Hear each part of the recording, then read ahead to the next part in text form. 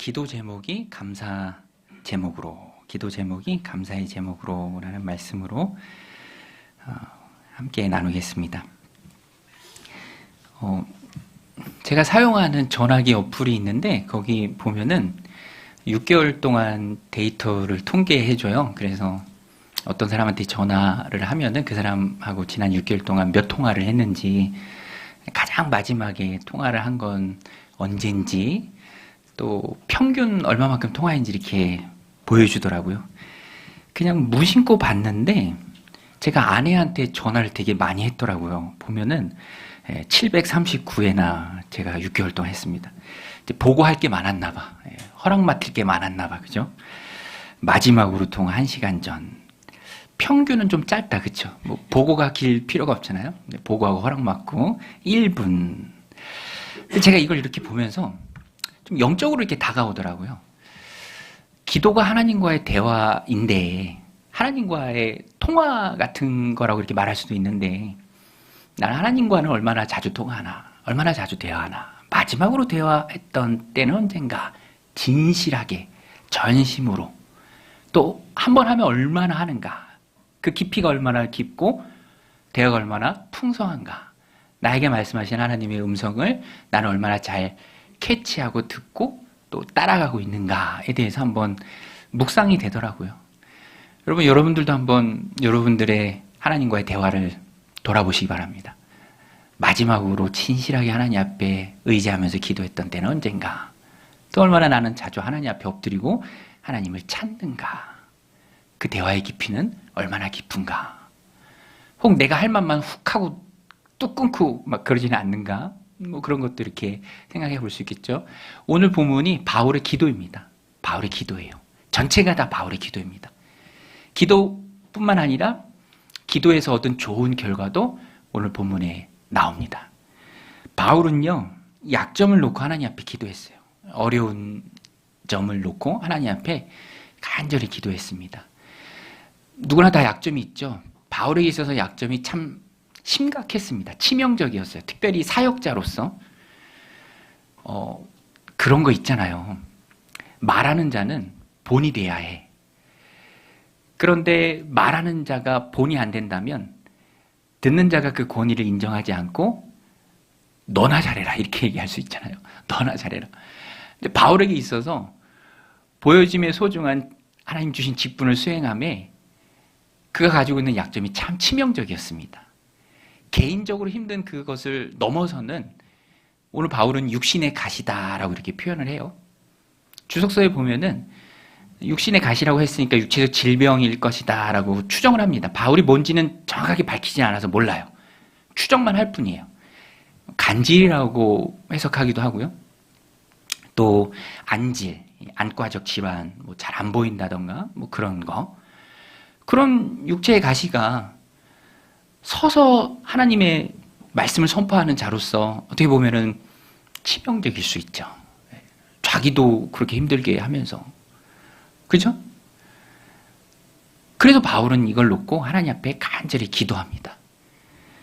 오늘 본문에 보면은 3번을 기도했다라고 나와요. 3번. 아주 간절하게 기도합니다. 단순히 횟수의 의미가 아니라 충분히 기도했다, 완전하게 끝까지 기도했다라는 의미예요. 어떤 주석가들은 유대인은 기도할 때 40일 단위로 기도하니까 40일씩 3번일 것이다 이렇게 보기도 합니다. 간절한 기도예요. 기도의 완성이에요. 더 이상 할 것 없이 열심히 기도했다, 간구했다. 기도 과정의 완성을 이 3번 했다라는 표현이 의미합니다. 이렇게 바울이 간절히 기도했을 때 응답을 받았어요.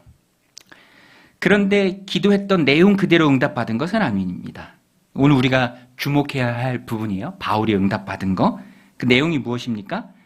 바울이 기도한 것은 가시가 떠나가는 것이었는데 가시가 떠나가는 응답이 아니라 오히려 가시를 바라보는 그의 시각이 변했습니다. 그래서 바울이요, 오늘 말씀의 제목이에요.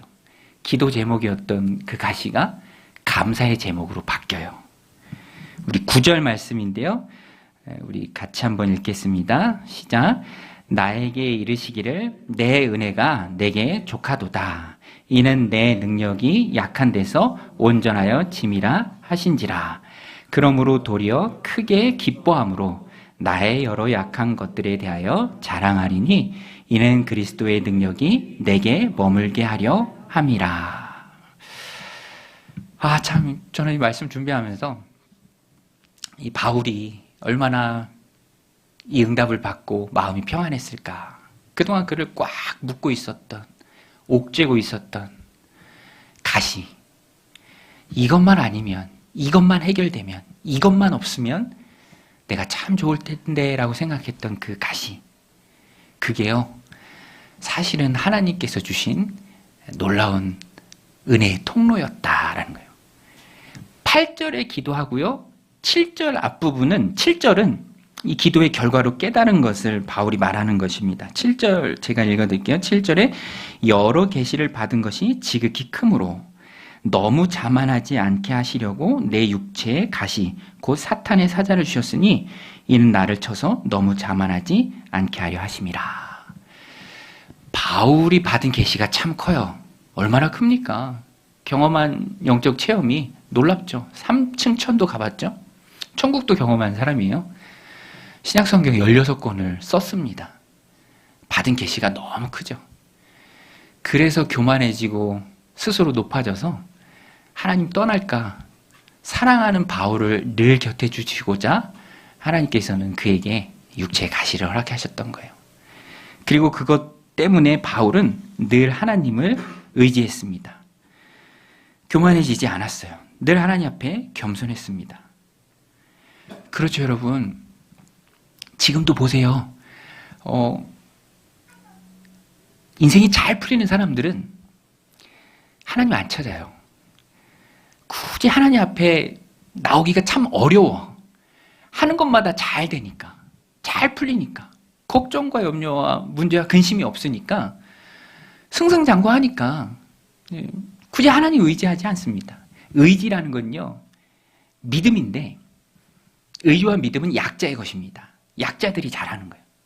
그래서 자수성가한 분들은 정말 하나님 은혜가 아니면 믿기 어렵다라는 말도 참 동의가 됩니다. 바울이 받은 계시가 많고 스스로 교만해질 수도 있는 상황 속에서 바울을 향한 하나님의 사랑은 정말로 컸어요.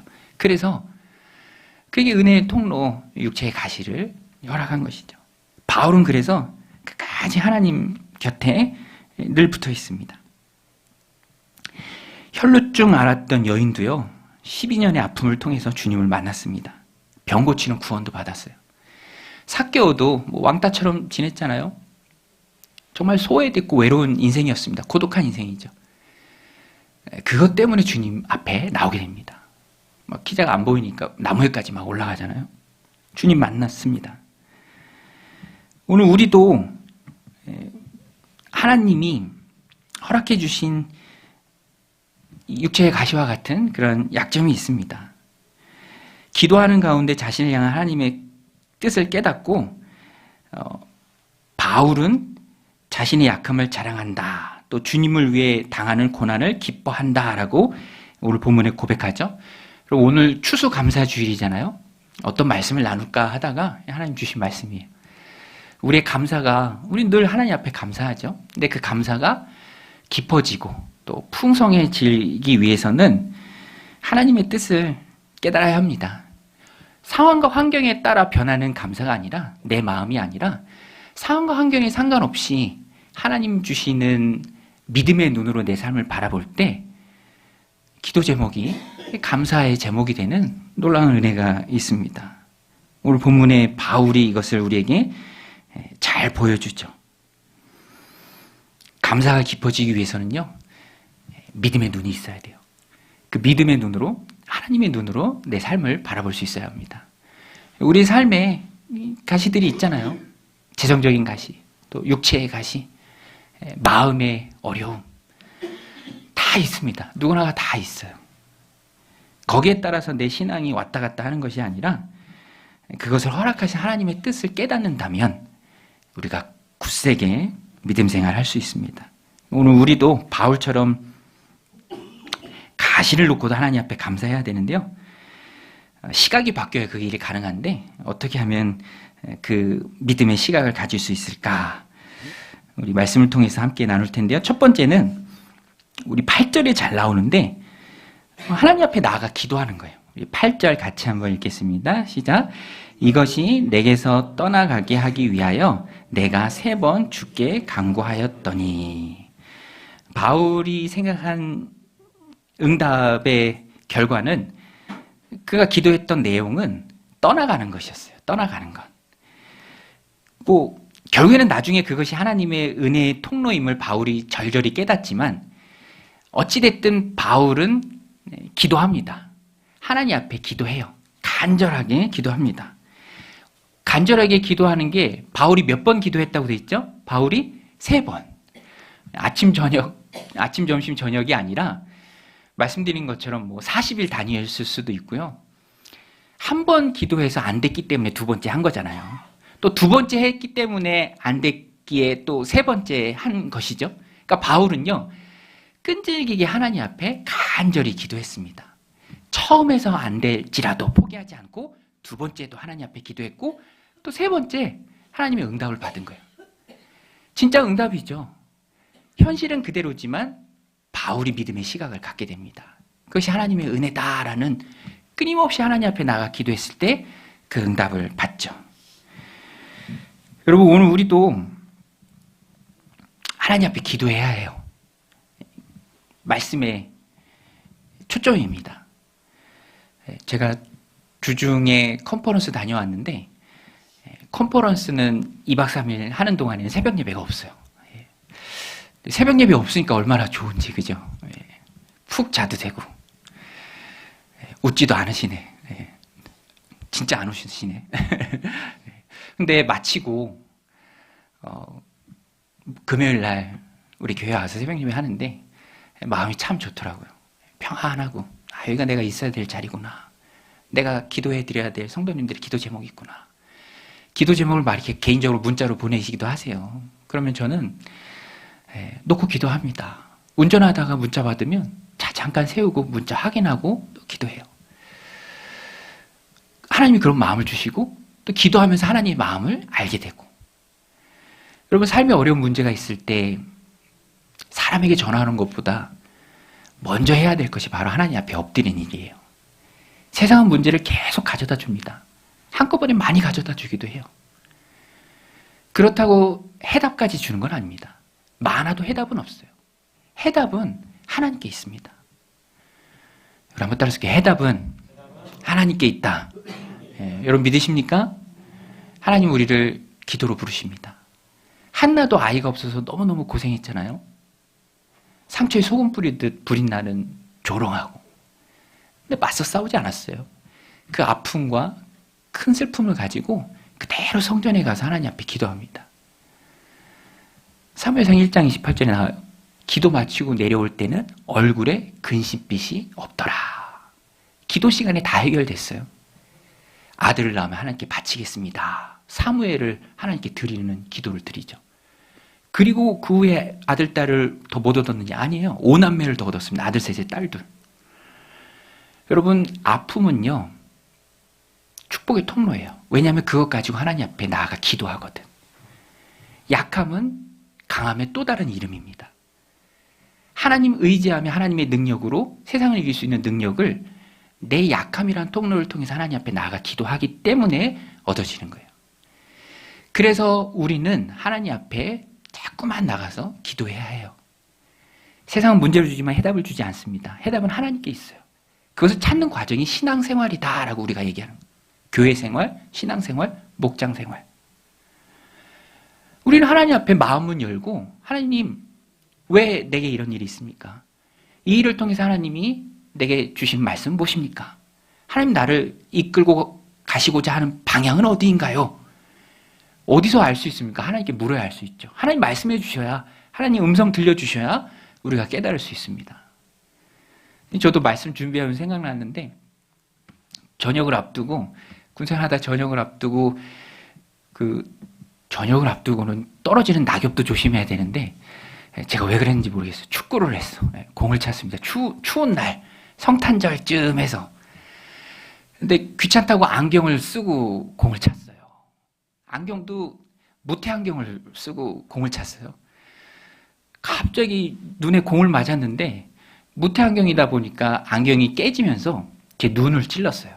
눈동자를 찔른 건 아니라 눈꺼풀을 찔렀죠. 날이 추운데 뭐 뜨거운 게 막 흘러. 근데 20대고 저녁을 곧 앞두고 너무 우울한 거예요. 열반을 꿰매고 와서 누워있는데 여러분 누워서 눈물을 흘리면 정말 베개로 이렇게 흘러가더라고요. 베개를 적셨습니다. 제가. 용서하고 들으세요. 제 후임병들이 저한테 이병헌 닮았다고 막 그랬거든요. 이병헌. 내가 아는 그 이병헌인가? 모르겠어요. 아무튼 그런 얘기를 듣긴 들었어요. 근데 이 상처가 크게 나왔고 20대 그 자체가 너무 힘든 거예요. 왜 나에게? 뭐 힘든 일 있으면 막 그런 얘기 하잖아요. 왜 나에게 이런 일이? 근데 그 생각이 확 바뀌는 일이 있었는데 실밥 뽑으러 이제 군의관님께 갔는데 군의관님이 실밥 뽑아주면서 제가 너무 어두워 보였는지 그 얘기를 하시더라고요. 그분이 믿는 분인지 안 믿는 분인지 모르겠는데 너랑 똑같이 무태안경 쓰고 공 차다가 공 맞아서 우리 병원에 입원하신 원사님 한 분이 계신데 그분은 안경알이 눈동자를 찔러서 한쪽 눈이 실명됐다는 거예요. 그 얘기를 듣는 순간 당혹해하고 막 억울해하고 막 원망스러웠던 제 마음이 싹 가시고 사라지더라고요. 그리고 생각해 보니까 감사한 것들이 되게 많아요. 저희 의무병이 저 꼬맬 때 얘기해 줬는데 군의관이 기관병이라고 아주 얇은 실로 촘촘하게 잘 꼬매줬다. 너무 고맙잖아요. 그리고 민병장님 너무 좋은 게 그 친구는 행운이라고 얘기하는데 행운인 게 우리 병원에서 꼬매는 거 제일 잘하는 이비인후과 군의관이 그날 당직이었다는 거예요. 민병장님 정신과 군의관이었으면 큰일 날 뻔했습니다. 그러는 거야. 정신과는 잘 안 꼬맬 것 같아요. 그죠? 뭐 그런 얘기를 들으니까 너무 감사의 제목들이 막 나오더라고요. 그리고 부대가 병원, 종합병원입니다. 바로 응급실을 가고 또 가장 감사한 게 찰나의 순간이잖아요. 그걸 내가 어떻게 할 수 있겠어요? 내가 어떻게 피할 수 있겠어요? 그렇지만 하나님께서 지켜주신 것. 여러분 상황은 다 달라요. 저마다가 처한 상황은 다 다릅니다. 하지만 우리가 하나님 앞에 기도해야 하는 이유는 거기에 대한 이해, 납득, 내 생각으로 끼워 맞출 수가 없습니다. 그래서 하나님이 각 사람에게 주시는 거예요. 그래서 우리는 항상 하나님 앞에 나아가 들어야 돼요. 대화해야 합니다. 그 음성을 들어야 돼요. 여러분 하나님은요. 내 전생애를 보세요. 심지어는 영생까지 보세요.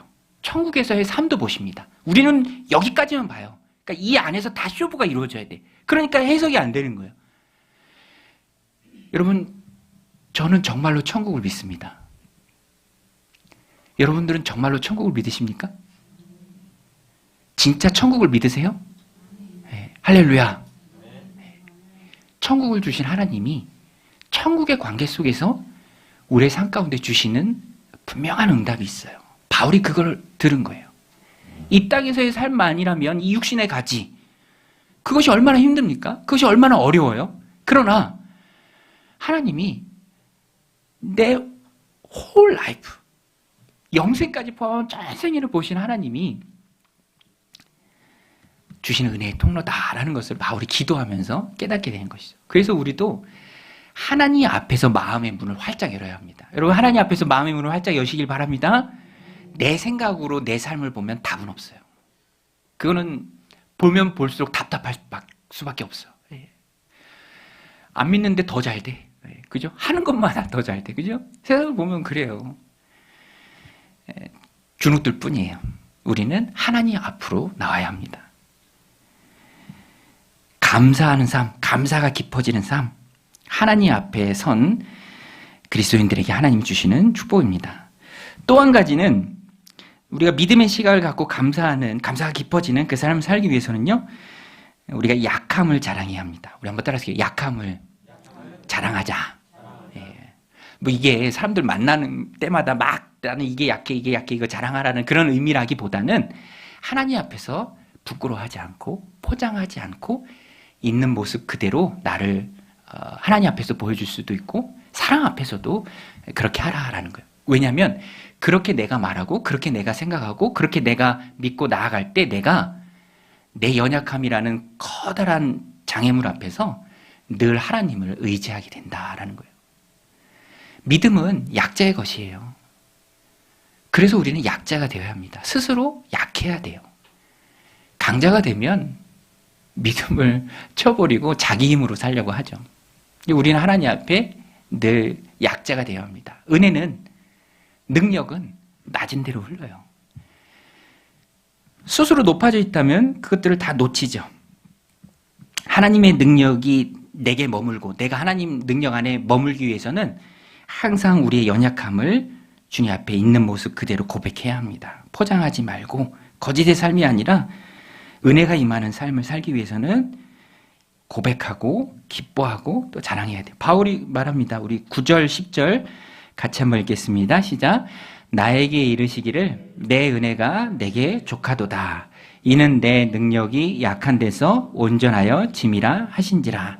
그러므로 도리어 크게 기뻐함으로 나의 여러 약한 것들에 대하여 자랑하리니 이는 그리스도의 능력이 내게 머물게 하려 함이라. 그러므로 내가 그리스도를 위하여 약한 것들과 능욕과 궁핍과 박해와 공고를 기뻐하노니 이는 내가 약한 그때의 강함이니라. 할렐루야. 약한 그때가 곧 강한 때인 줄로 믿습니다. 그래서 진짜 지혜로운 그리스도인들은 자신의 약함을 일부러라도 포장하지 않습니다. 고백해야 돼요. 저도 친구 목사님들 만나면 뭐 자랑할 것도 없지만 자랑하지도 않아요. 거기에 자랑이 무슨 의미가 있겠습니까? 연약하다. 하나님 은혜 주셔야 된다.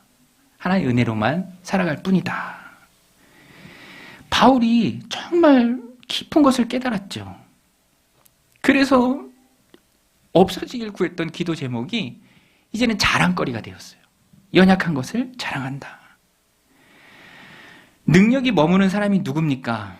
하나님의 능력을 사용하는 사람이 누굽니까? 능력 안에 거하는 사람이 누굽니까?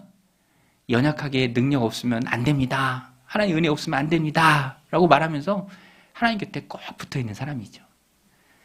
저는 말씀을 준비하면 솔로몬 왕이 생각나는데요. 솔로몬이요, 다윗의 후임자잖아요. 그게 그렇게 약점거리였던 것 같아요. 아버지가 다윗인 것. 아버지가 다윗이면 얼마나 부담이 크겠습니까? 그래서 하나님 앞에 1000번의 예배로 나가요. 은혜를 구합니다. 하나님이 무엇을 줄까라고 그에게 물어봤을 때도 자신의 연약함으로 하나님 앞에 대답해요. 하나님, 내가 왕인데 이 백성을 하나님 내게 주셔서 잘 다스려야 되는데 나는 정말로 자신이 없습니다. 진짜예요. 진짜 자신이 없었어요. 그래서 속에 있는 게 툭 치면 나오잖아요. 무엇을 줄까라는 그 백지수표 앞에서도 솔로몬이 구하는 것은 자신의 연약함으로 한 대답이었어요. 지혜 주세요. 잘 구하기 원합니다. 저는 솔로몬 그 이야기만 생각하면 정말 솔로몬은 귀하죠. 만약에 하나님이 여러분들한테, 그죠? 무엇을 줄까 구해라. 그럼 뭐 구하시겠습니까? 대답은 안 해도 돼요. 뭔지 다 알아. 그죠? 막 주식 생각나고, 그죠? 금값 생각나고 막.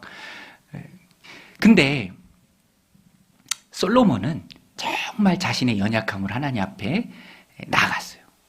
연약함을 구했습니다. 지혜를 주세요. 그때 하나님이 그가 구하지 않았던 부도, 명예도 뭐 다 줍니다. 하나님의 능력이 임하는 통로가 곧 그가 스스로 고백했던 연약함이죠. 여러분, 연약함은요, 하나님의 은혜의 통로입니다. 바울이 깨달은 게 그거예요. 오늘 우리도 하나님 앞에서 깨달아야 합니다.